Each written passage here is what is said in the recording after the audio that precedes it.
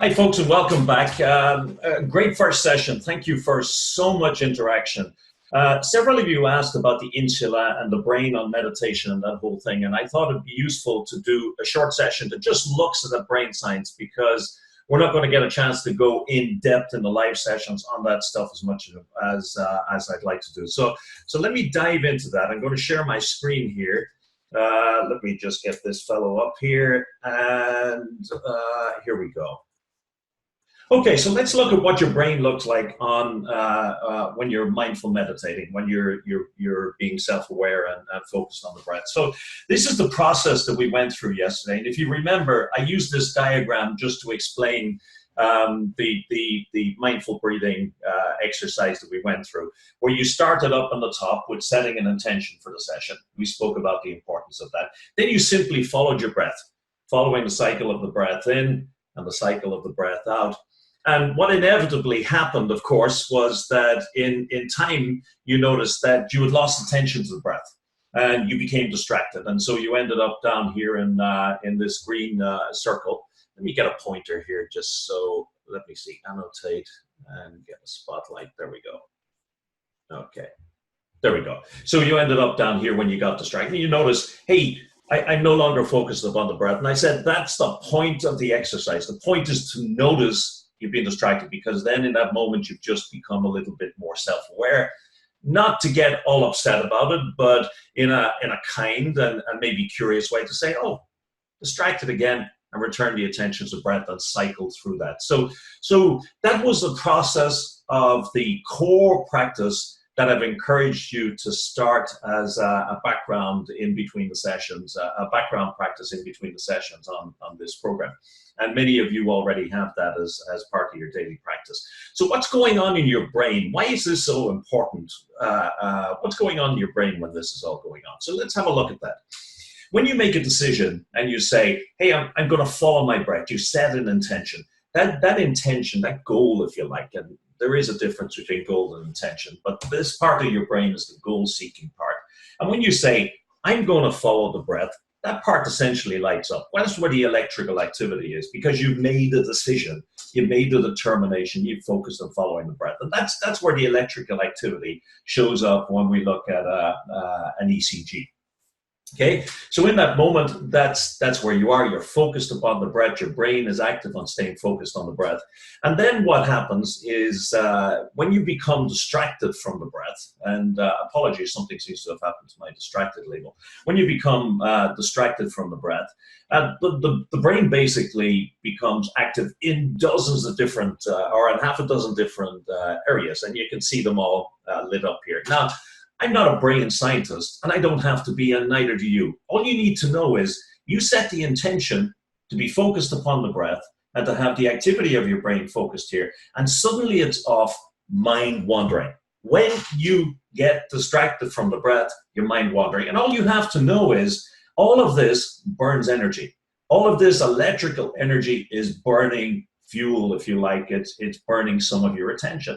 So for as long as that's going on, your activity is not focused upon the breath, okay? One of the challenges with this mind wandering, as I said in the session yesterday, is that we tend not to sit down and mind wander on all the wonderful, pleasant things that have happened to us and might happen to us. Instead, we tend to worry about the things that might happen in the future and worry over the things that have happened in the past. And you can see here that mind wandering is not the most positive thing in the world. In fact, it says when all of this analysis or this research has been going on over the last several years suggests that when you're not mind wandering, you're more happy. When you're mind wandering, you tend to be doing that thing that we humans do so well, worry and stress over things. So less mind wandering means more happiness in general. So when you become aware that you've become distracted, that's when the insula that I mentioned yesterday, this green area, lights up. And this is the part of your body that allowed you to notice, when I said yesterday, bring your attention to your seat on the chair, to your behind on the chair, or bring your attention to the feet on the floor. The insula is that part that allows you that interoception ability, that ability to be able to reach out and sense into any part of your body. And it's the part of your brain that is responsible for self-awareness. So when you suddenly notice, oh, I'm no longer focused on the breath, when you noticed yourself noticing that you're not focused on the breath, that's when the insula lit up. Okay, so this part of the brain lit up. And once you became aware, you were able to start bringing the attention, bringing the activity back into that frontal part of the brain. And so ultimately you ended up following the breath again. And so as you went through that mindful breathing exercise and you cycled through it, you were following the breath, and then you'd lost you'd lost attention to the breath. And then you noticed that you'd lost attention, you started to regain attention, and then you came back again, you were focused on the breath. And so you cycled through that process several times, okay? And your brain is cycling in and out of those areas of activity. Now, that's kind of interesting in and of itself, but it's more particularly interesting because of something called neuroplasticity. Neuroplasticity, in brief, simply means that the brain adapts to whatever use you want to put it to. And 10 or 20 years ago, researchers started to notice that stroke victims who literally had part of their brain burnt out were often able to recover some of their faculties by, if you like, rewiring those faculties in different parts of the brain that hadn't been damaged. Those parts of the brain were elastic or plastic, they were reformable. Well, what they found in neuroplasticity research is that your brain adapts and grows according to the use you put it to. So if you spend more time with your mindful meditation, if you spend more time paying attention and being self-aware, that part of the brain that's responsible for that, the insula, actually physically grows so that it can do that job better because your brain adapts to whatever use you choose to put it to. Same analogy as the exercise. That muscle, if you like, in the brain grows to meet your demand that it make you more self-aware.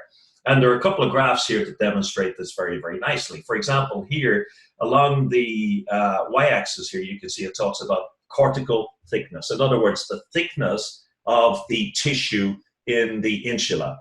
And across the bottom, you can see the age. Now, so you've got the amount of tissue in there that's mapped against the age of people. But in there are two different groups. One of them are people who are like you are now, meditation participants. They're people who are following this mindful meditation process, the blue ones. And the other ones are people who are not. They're controlled participants. Notice what happens as we age in general. And you probably knew this before. Notice with the orange dots there, that as we age, the cortical thickness, the amount of material in that part of the brain deteriorates. And we know that for a long time, and you've heard that before, that as you age, the way it's colloquially said, we lose brain cells. Now, you'll notice that it deteriorates off. But notice what's happening with the people who are meditation participants. First off, they start with a much higher level of that tissue. The tissue has grown with their practice, and it deteriorates at a much slower rate. So not only does that part of the brain and any part of the brain grow to meet the demands you put upon it and become better at it. So as you practice using that self-awareness practice, you develop that part of your brain that makes you more self-aware over time and helps you to be more self-aware more automatically, if you like, over time. But not only that, but that faculty doesn't deteriorate as quickly in meditation people as it does in other folks. So it has long-term benefits as well. Now, one other thing I just want to mention about this insula in here that we're going to talk about when we get to about week 4 or 5, but this is responsible for interoception, the part of you that allows you to look into yourself and be aware of what's going on in your body. But the insula is also responsible for awareness of others. It's also responsible for empathy. It's also a big player in understanding and feeling what other people feel. So think of the implications.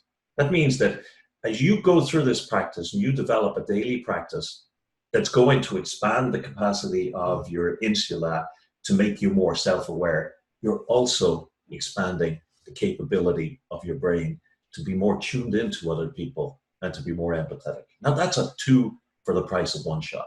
So that's a little bit about the brain science. I think that's it. Yeah. So that's a little bit about the brain science. If you're interested in this stuff, go onto the web and just look into, for example, search in Google on the insula and self-awareness. And believe me, you're going to get lots and lots of studies. Really looking forward to seeing you in next week's session. Take care in the meantime. Bye-bye.